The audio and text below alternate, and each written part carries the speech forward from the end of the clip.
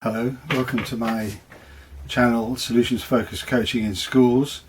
I'm Dr. Jeff James. I'm here in my shed in South Wales, and this morning I'm talking to you about current issues around where schools and children are and what we can do about them. So just to sort of bring you up to date with this week, I've had some good conversations with schools I'm working with who are bringing Solutions Focused Coaching into place as an early help for children coming back into school or those who've been in school for a while, and bearing in mind that some of them have been struggling whilst they've been out and some of them might struggle to come back in again. So in a bit I'll give you a little bit more detail about that, but here I'm going to tell you about two documents I've been reading this week. And the first one is COVID-19 and Early Intervention: Understanding the Impact and Preparing for Recovery by the Early Intervention Foundation and Action for Children. The second one is the DFE's Action for Schools During COVID-19 Outbreak: Guidance for Full Openings of Schools. So thinking about the first one, it talks about something called early intervention, and you may be familiar with that. It's a term that's not used in schools, inside schools, that much, but it's certainly used in the whole environment of support for children and young people. And I'm just going to read you a couple of mentions from it. It says in the introduction to it, "Our research paints an ominous picture of a wave gathering pace beneath the surface on issues such as children's mental health, family conflict, academic progress and social isolation." And the report stresses the vital role of non-statutory early help, with statutory full services being at full stretch now, and also as there's a continuing need for support for children and young people, statutory services coming under more pressure, and early help really doing something to help alleviate that pressure and support those services, and also to do something rapidly and quickly to improve children's lives for them.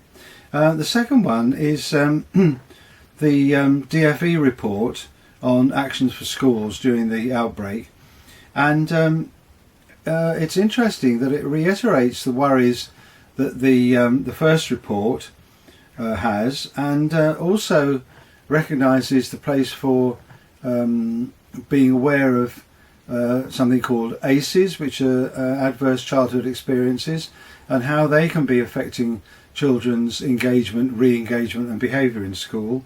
And what this report says, that the schools should consider provision of pastoral and extracurricular activities to all pupils.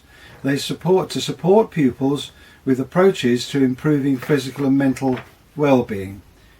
But, and there's a but, that the report still sort of majors on the use of rewards and punishments, and disciplinary exclusion is still going to be having a central role in managing children's behaviour in the way that it was done before COVID-19, and then to be carrying on using the same processes after COVID-19. So the challenge at the moment is how to bring the best of the understanding about how this pandemic's affected children and how that might affect their behaviour, and then what we can do about it, and bringing out from both documents what's a good response, or even the best response for schools to be having for those children who are struggling.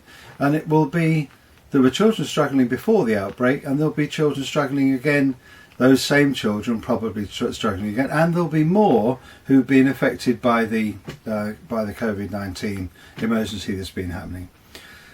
So that's the sort of, the documentary climate.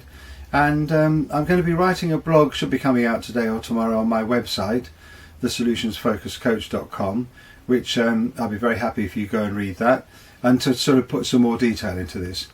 But right now, over this week, I've been working with schools who are putting solution focused coaching into place as early intervention with some really good results. This isn't a panic response to the pandemic. I've been working with these schools before the pandemic came along, and also in this way of working, I've been doing it for a long time. It just seems like this is really coming into its own right now, because it's a response that schools can do within their own capacity with a pretty small amount of training and then continuing support to be able to do it. And it'll fit their context because they're doing it themselves. And with hope, it'll take some pressure off the statutory services by providing early help for children who've got stress at resolvable levels, and then preventing it becoming something worse, moving into toxic levels, and then needing maybe statutory specialist support. So thanks for coming along today.